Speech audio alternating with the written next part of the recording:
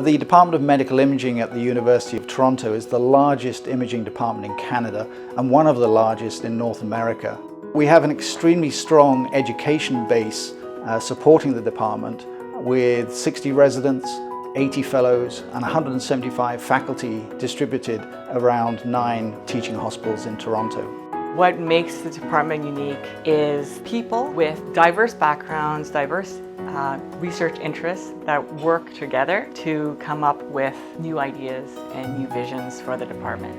It's an enabling environment, meaning that if you've got an idea and you want to do something, there are people who you can do it with. There are facilities you can use. One of our goals is to enhance and support the departmental research structure for faculty to undertake research innovation, translation and mentorship. The department is organised into 6 research groups that reflect the research undertaken within the department and more broadly within the university. Within this group, I'm currently leading radiomics and quantitative imaging. The type of research that we're focused on is one that brings a new sort of approach to how we look at images. So instead of qualitative approaches and descriptive approaches, we're looking at actually generating quantitative biomarkers from these images. An area where we are actively pursuing this is in prostate cancer.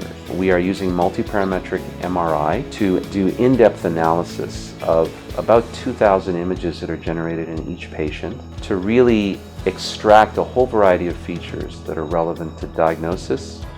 The scientists within brain, spine and nerve represent a unique skill set. We lead in a number of regions, including research in intracranial hemorrhage, subarachnoid hemorrhage, brain tumor and cerebrovascular reactivity.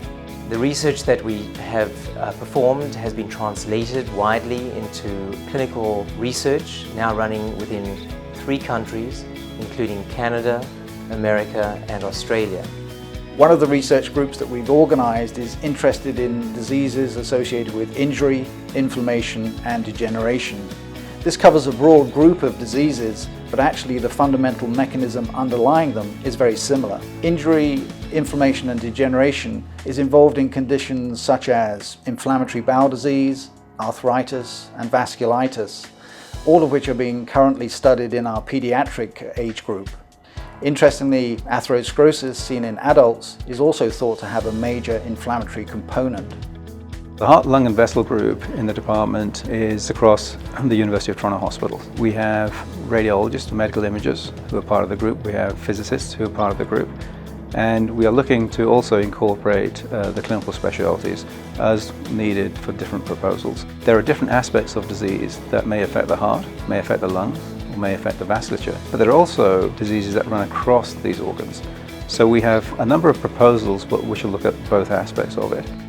I head a different research group called the Innovation, Translation and Nutrition Group, which is a little bit unusual because it encompasses all the different researchers from all the different other groups that come together and are looking to develop new technologies that are on the leading edge, the cutting edge of medical imaging research. The idea is we're trying to accelerate innovation by working with non-medical imaging researchers, for example, engineers, physicists, computer scientists, to develop new technologies that don't yet exist. We're extremely fortunate to attract high-level junior faculty into the department, and many of them have had success in securing internationally recognized awards from organizations such as the RSNA and AUR. Our junior researchers, I believe, are vital to the success of medical imaging as they will be building the specialty in years to come.